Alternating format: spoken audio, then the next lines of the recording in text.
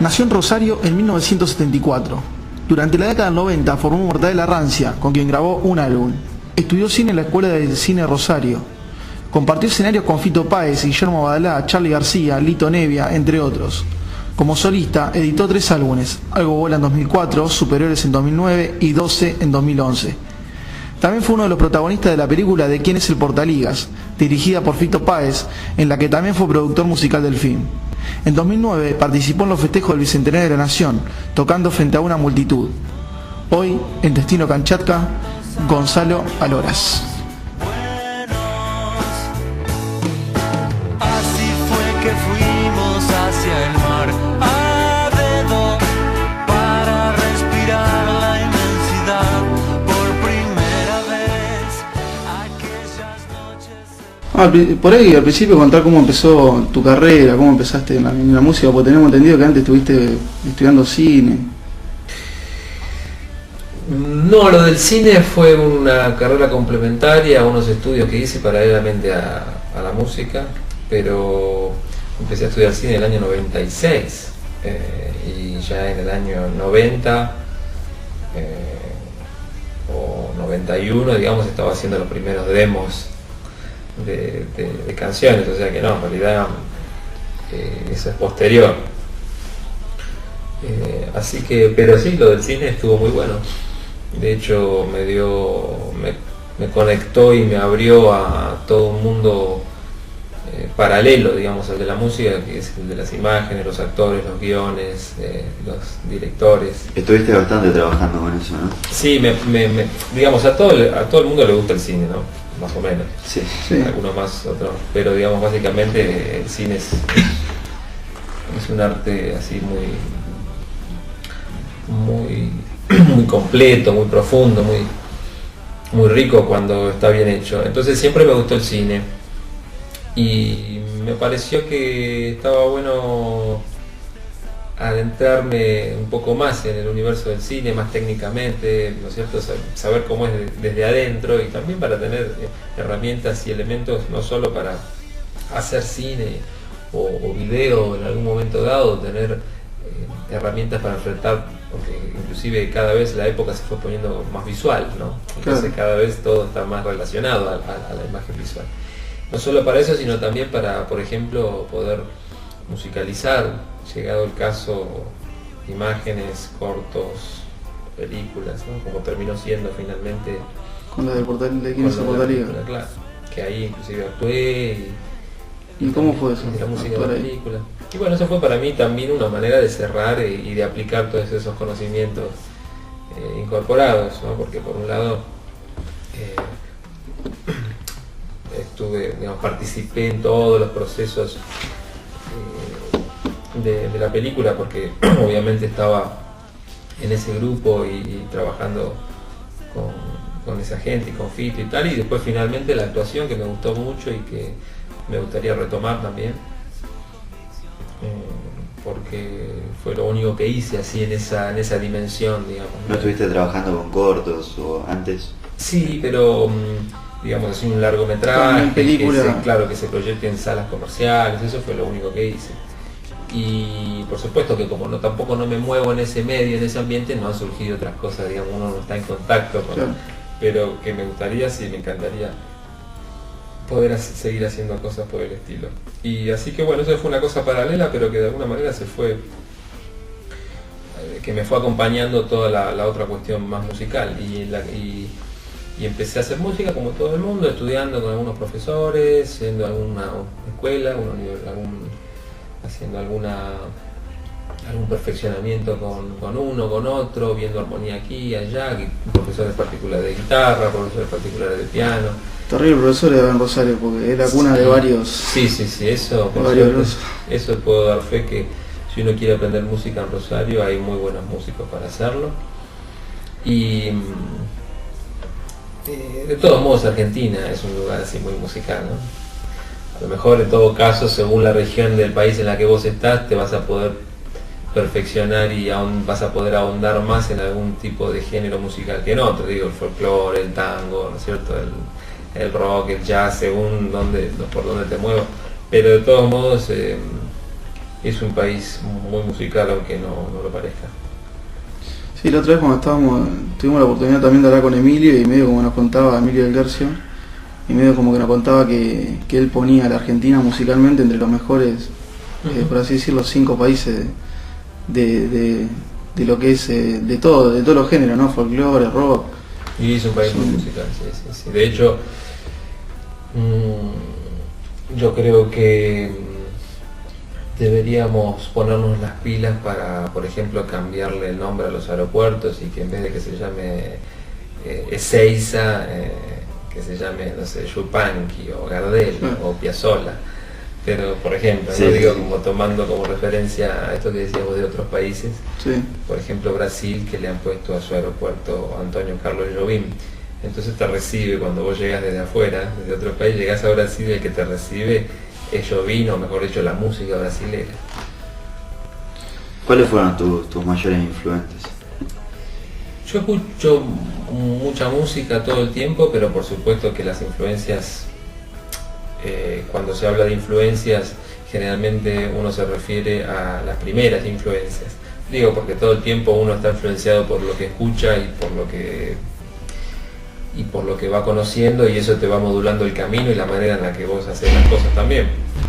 Pero por supuesto que hay una influencia inicial, y que en mi caso tiene que ver con la música que justo se dio azarosamente o circunstancialmente, que era la música que más resonaba o sonaba en la época en la que yo era adolescente o niño, y la música que escuchaban mis padres o mis hermanos. Todo eso dio un cóctel, por suerte, de toda buena música, digamos, ¿no?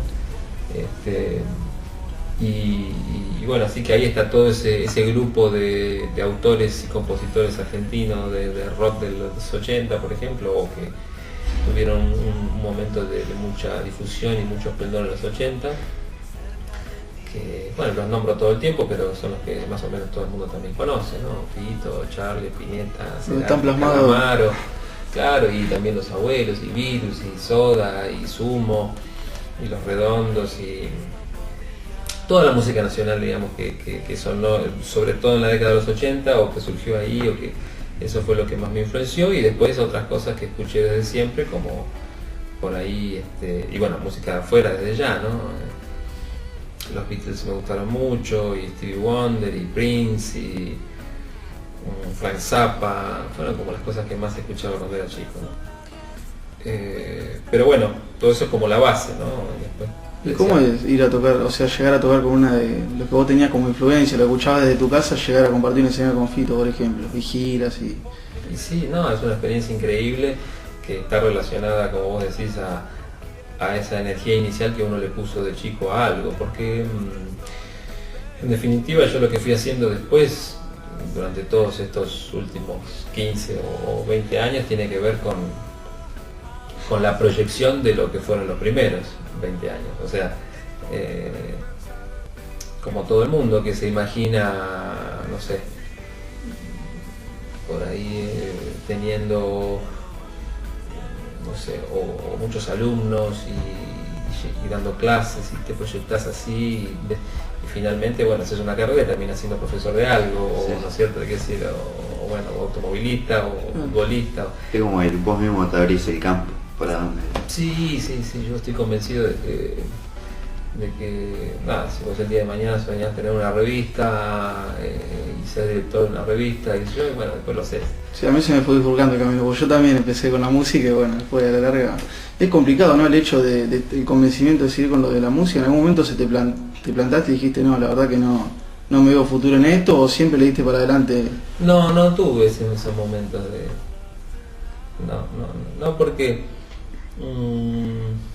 no sé por qué, pero sí, ahora que lo pienso, inclusive en los momentos donde por ahí atravesás un periodo crítico, quiero decir, que las cosas no salen, que, ¿viste?, tenés problemas de guita, que todos son problemas, digamos, inclusive en esos momentos volvía a pasar que si agarras una guitarra, pones un buen disco, o vas a un concierto, tocas, o te juntás a tocar, o siempre esas instancias siempre estaban muy por encima de la energía negativa de lo otro. Entonces eso a mí me impidió, digamos, a la hora de valorar, ¿no? Porque uno en definitiva a lo mejor lo que hace es sopesar las situaciones y decir, che, no, pero esto está muy desbalanceado para acá, o sea, es mayor la cantidad de tiempo que no disfruto que el que disfruto, supongamos, ¿no? Claro. Pero eso no, eso en la música, si uno tiene un poco de constancia y como una especie de voluntad ahí que te va arrastrando, eso es muy difícil, porque todo el mundo sabe que la música es como lo más poderoso que hay, ¿viste? Entonces cuando vos ya estás medio constituido de eso y después de tantos años que ya sentís como que bueno, como que no hay otro lugar mejor para estar que la música, y ni hablar si uno va teniendo suerte y va pudiendo concretar sueños y va pudiendo avanzar, eso ni hablar, porque eso te va dando cada vez más entusiasmo. Como que te acomoda el camino, ya como que te das cuenta de tener que seguir por... Claro, como que en un momento decís, pero si abandono esto acá es muy un poco ridículo, como muy, ¿no? Como decir, Sí. Pero no, de todos modos, por supuesto, cada tanto siempre te agarran los bajones y las confusiones, y uno se pierde, o no sabes bien qué camino tomar, o si tomaste los caminos acertados. Eso es parte de esa misma crítica que uno tiene que ir teniendo todo el tiempo, porque si no también es peligroso. Eso es, ¿no es cierto? O sea, es bueno también salir, entrar. Bueno, por eso te dije, en un momento, por ejemplo, empecé a estudiar cine, pero no como una salida o un desvío, sino como un complemento. Un aprendizaje nuevo, digamos. Un aprendizaje nuevo. Como para poder fusionarlo también un poco con la Para música. fusionarlo y también para no saturarte, porque eso sí pasa a veces. A veces sucede que por ahí no es que decís, me gustaría hacer otra cosa o cambiar de dirección, sino que podés estar un poco saturado, un poco de repetir algún mecanismo, de repetir. Entonces ahí conviene Tomar distancia por un tiempo, que sea. Sí, o bifurcar, viste, para otro lado, decir, bueno, por ejemplo, el hecho de haber tocado para otros, eso para mí fue muy bueno también, fue un método, una especie de metodología para no... Porque también pasa eso, cuando uno está muy encerrado en un propio proyecto, o bien llega un momento que llegás como una especie de pared, o por ahí puede ser que te empezás a repetir, o bien esta especie de asfixia de decir, uy, ¿qué hago? No sé si... En cambio, cuando, por lo menos en mi caso, al distribuir eso también con el hecho de tocar mucho para otros o con otros, fui guitarrista de Juanse, fui guitarrista de Nevia, toqué con Charlie, toqué con bandas, con amigos, y todo eso entonces te va nutriendo y te va dando la posibilidad de no sentirte muy encerrado a la larga. ¿Y con qué empiezas? Hoy vas a cumplir feliz, regalos van a venir. Yo no he encontrado nada más sereno que tu propia voz.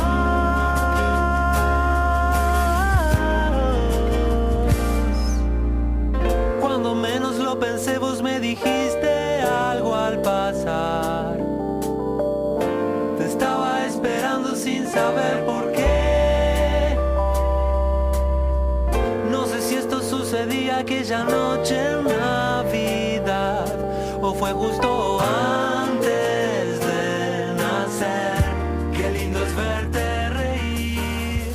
No hay mucho más. ¿Y con qué empezaste? ¿Con el teclado o con No, la las guitarra? dos cosas a la vez. Las dos porque- cosas a la vez arrancaste. Sí, porque o sea, me gustaba tanto Prince como Lennon o Charlie como Spinetta. Entonces, no decía cómo, entonces pues cómo es el piano o la guitarra, no podía decir. ¿Y te acordás con cuál guitarra empezaste? ¿Cuál fue tu primera guitarra? Sí, fue la primera guitarra fue una guitarra española, criolla, digamos, que abría en mi casa, la tendría un hermano mayor. ¿Cómo es eso de la familia de artistas que vimos? No, familia de artistas porque digamos, han sido y son todos muy sensibles al arte en general, no porque hayan todos dedicado su vida necesariamente al arte, pero de alguna manera sí, porque también yo creo que esas personas que, como decíamos antes, que dedican mucho tiempo, aunque sea a disfrutar del arte o a hablar de él, que también son artistas de alguna manera, porque están... Y sí. Digamos, por supuesto es como otro tipo de artistas, ¿no? Por ahí no son los creadores de obras. Pero son los que disfrutan.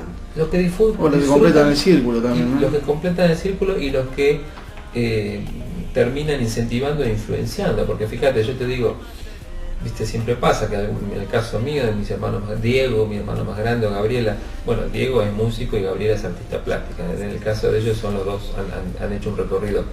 Pero digamos,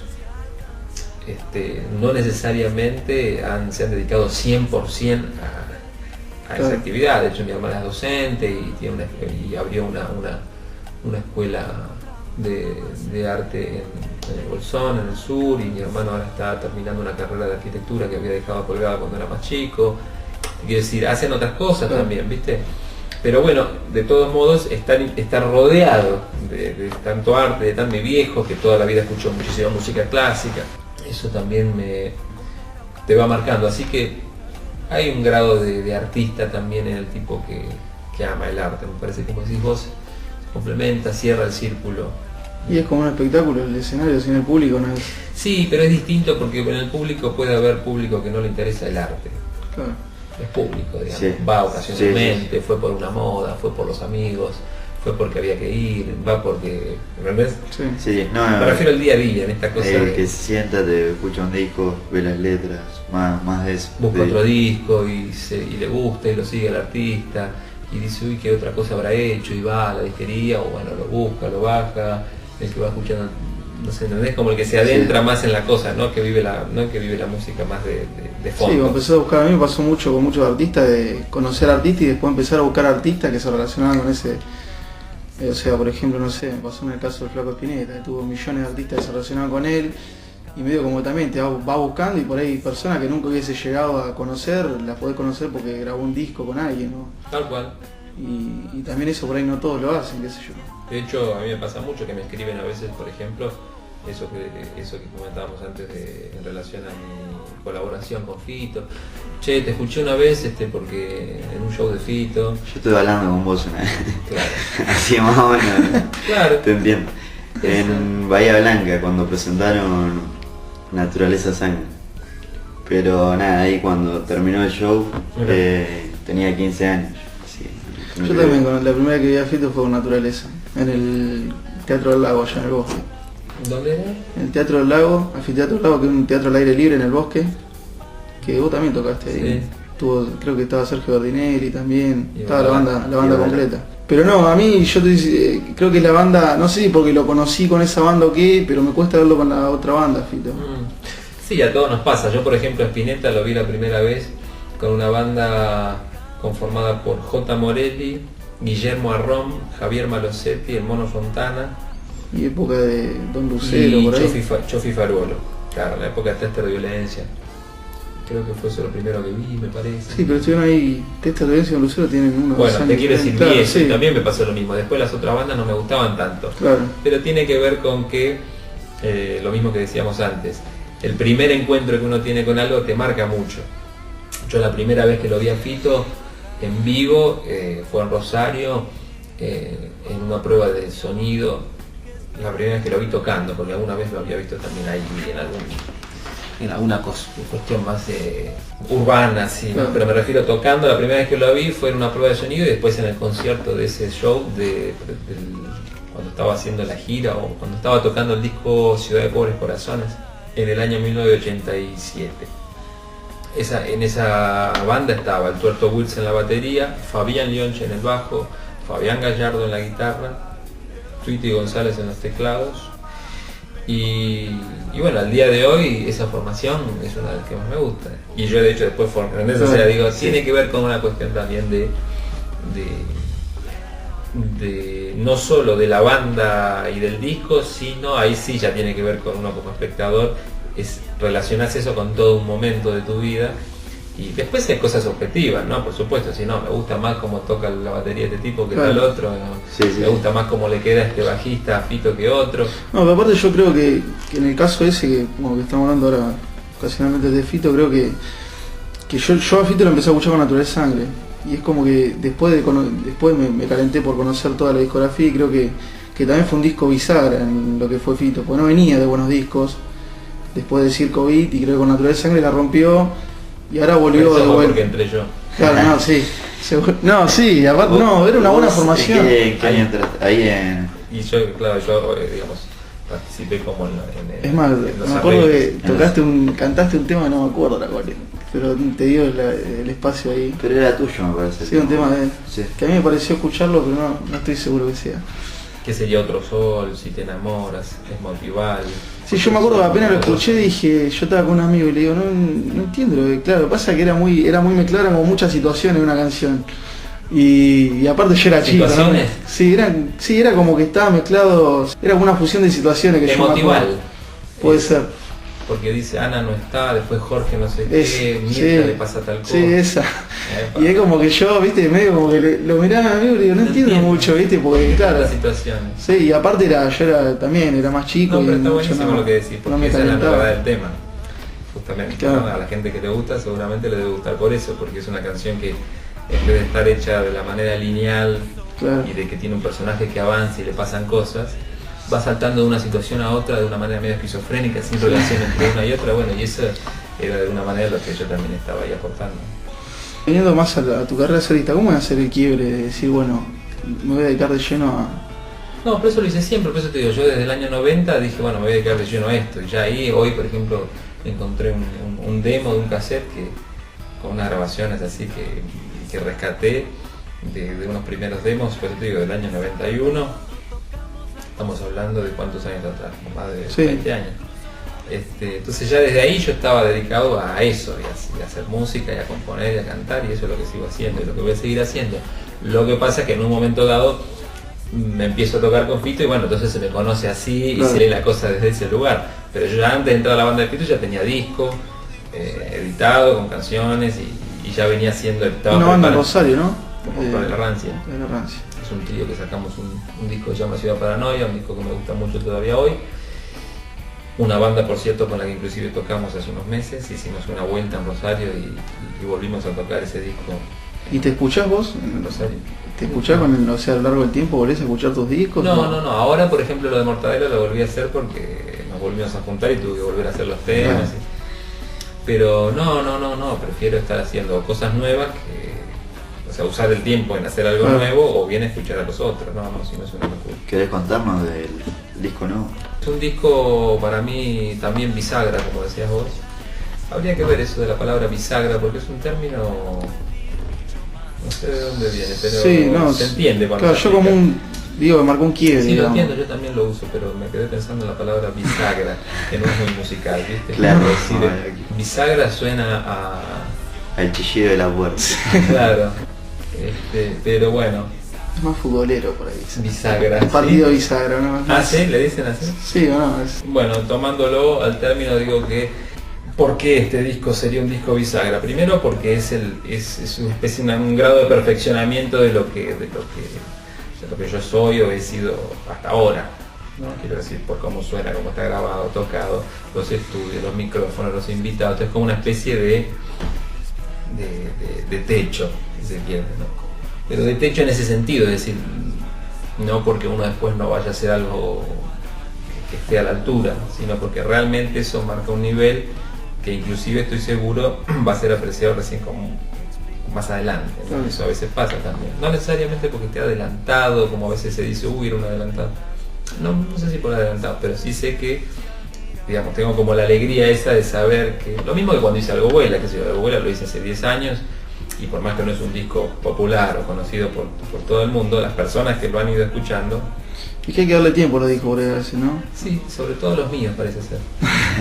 Pero bueno, nada, así que eso es un disco para mí que está muy logrado, tiene esta, digamos, ya te digo, una especie de sueño materializado porque recorrí los mejores estudios de grabación, grabé con los mejores músicos, estuve con el mejor productor, que se llama Parcaute.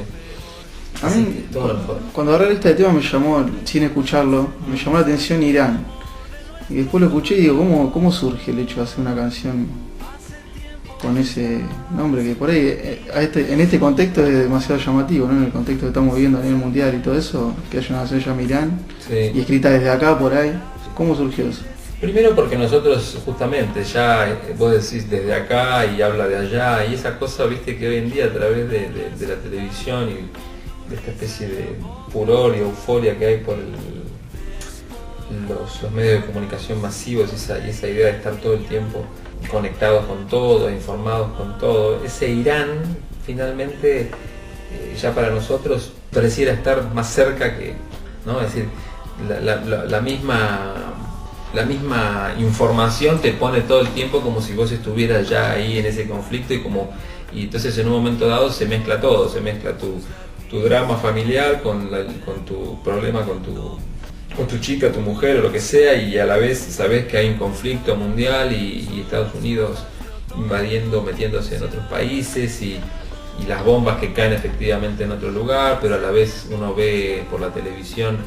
O sea, me gustó esa cosa que tiene que ver con la manera que nosotros vivimos, donde se confunde todo eso, ¿no? En un momento dado vos estás atravesado por el problema del Medio Oriente, el problema de la globalización, el capitalismo, pero a la vez, nada, por ahí te estás peleando con tu novia ¿entendés? O sea, son todas problemáticas que confluyen, aunque uno las separe, pero en un momento dado todo eso se mezcla, ¿no?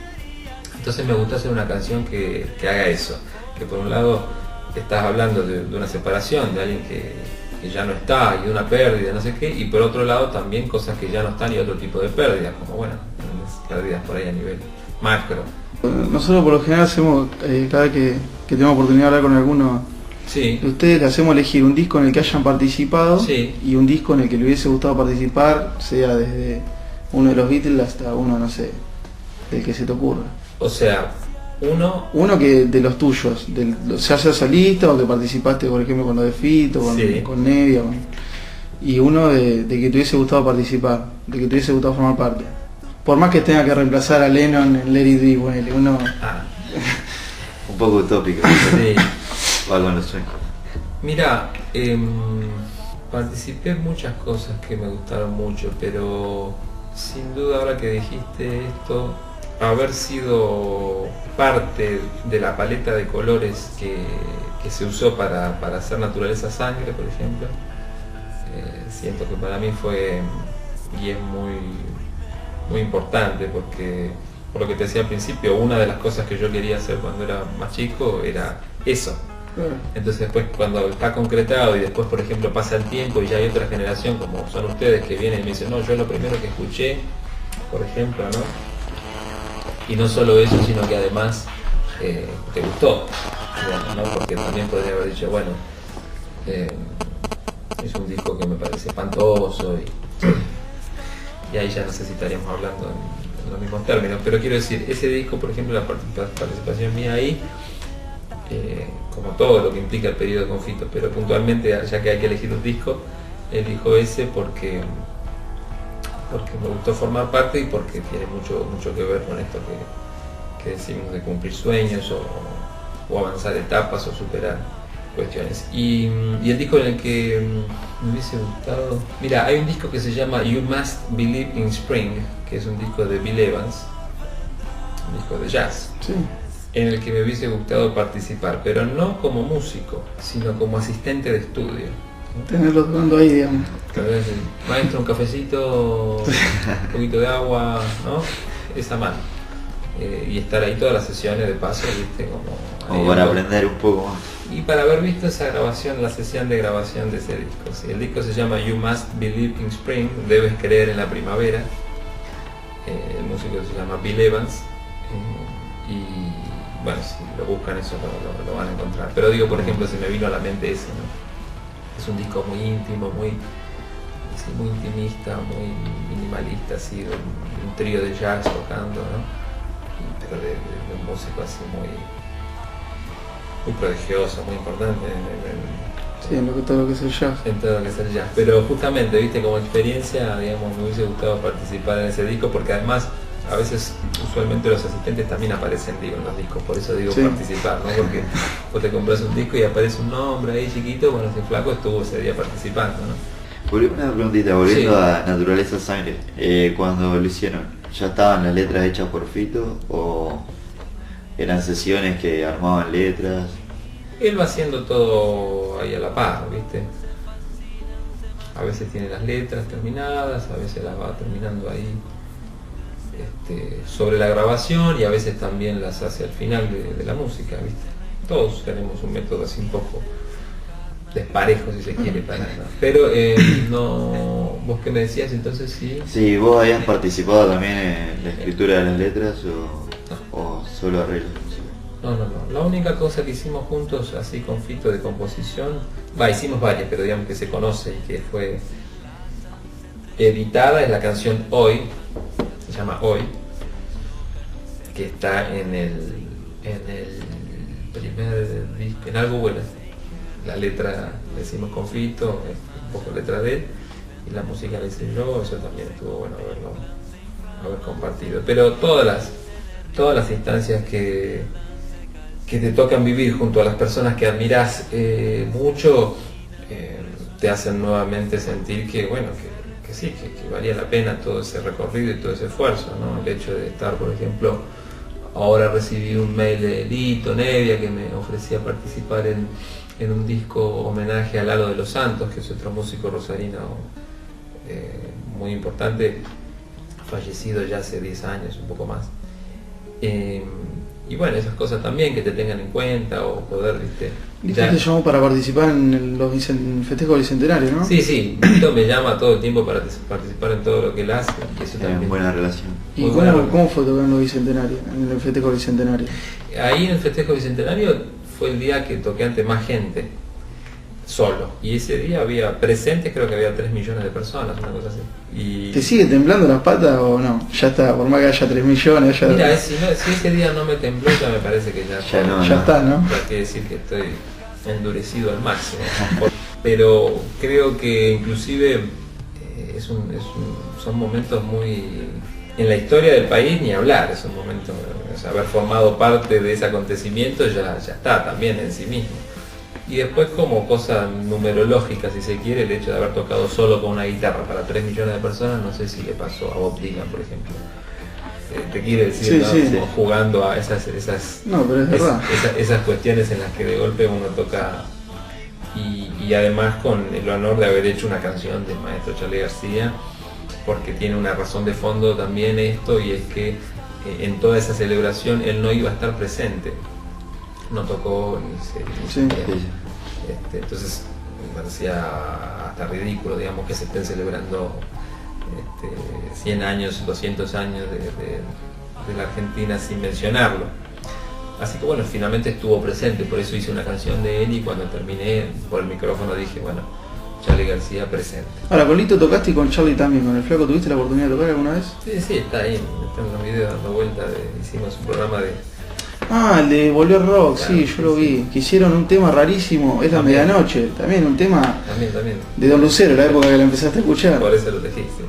Un tema así, que incluso el Flaco dijo, no me lo acuerdo el tema ese. De hecho lo tocó, y cuando terminó me pidió disculpas, me confundí la letra, y en un momento bueno, ahí te das cuenta, ¿no? Que yo no soy mucho de romper las bolas con el tema de la infancia, pero lo que pasa es que hay cosas que no tienen que ver con la infancia en sí mismo, sino que tienen que ver con el devenir, o sea, con la vida nuestra, es decir, qué es lo que nosotros quisimos hacer y cómo lo fuimos desarrollando, cómo lo vamos desarrollando en el tiempo, y eso me interesa.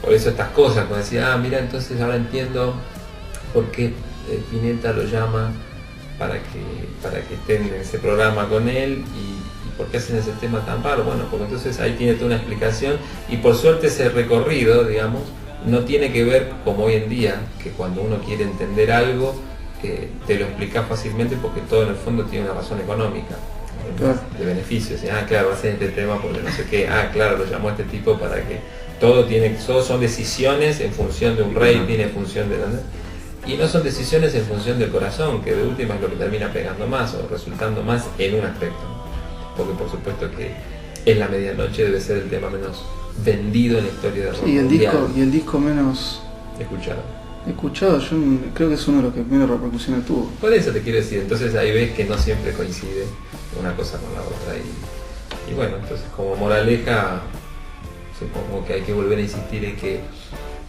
tanto para hacer cosas como para lograr otras, conviene escuchar más al corazón, el instinto y seguir eso con cautela, por supuesto. Las estrellas se iluminan nuestras vidas, girando en el mismo carrusel.